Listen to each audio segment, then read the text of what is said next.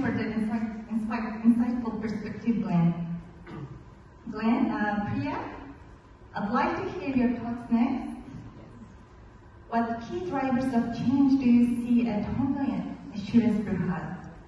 And which strategic initiatives does your company prioritize to maximize ROI based on these factors? Good morning, everyone.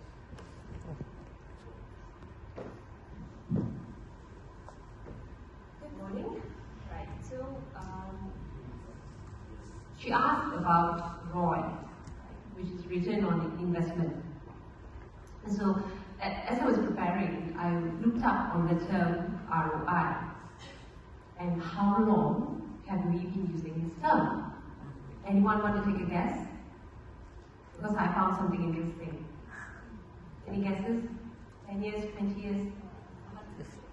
Yes.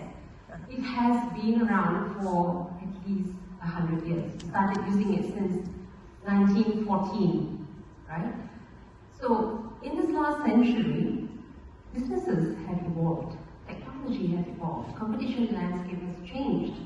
So what got me thinking was, is ROI still a relevant measure for the customer experience or transformation journey that we are looking at? And why I say this? ROI looks at, of course, the profit and loss, but what it doesn't take into account is reality, confidence, trust, and about businesses being human, right? So what is reality? So I'm coming from the insurance landscape, right? Reality is competition is intense, okay? So we have the AIAs, the Prudentials, and I'm from the communal insurance. Most of us offer similar products. You want medical insurance, you want travel, you want motor insurance, you go to these companies. So what makes us different? What can we do differently in such a complex competition environment, right? So from my perspective, we need to start looking at ROC, R-O-C, return on confidence.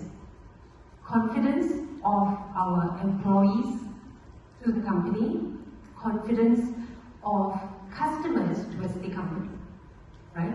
So I was working on a retail modernization plan with one of the insurers, and we built a positive reputation on this, and I'll share what we did.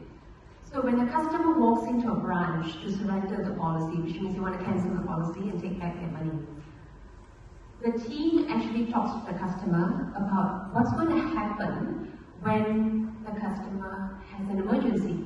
What's going to happen to the family when they are at the hospital? What's going to happen to them when they retire? What kind of a comfortable life do you want to have when you're no longer working? And after hearing all this, when the customer walks out of the branch, she feels that she mattered to the business. And that experience is beyond ROI, beyond bottom line. What came out is confidence of the staff in the company that they work for, the product that we're talking about, and for the customer is the confidence that they have towards the brand, right? So in this journey of us driving value transformation, we're driving change and building our customer journey roadmap. One of the things that I take into consideration when we build the customer journey roadmap, we're looking at the digital transformation plan for the next 5 years, incorporate talent development plan, right? When we are measuring, I'm not saying don't measure ROI, right? But it is in terms of when we are measuring our internal rate of return, when we are measuring the profit and loss, we also measure the voice of employees.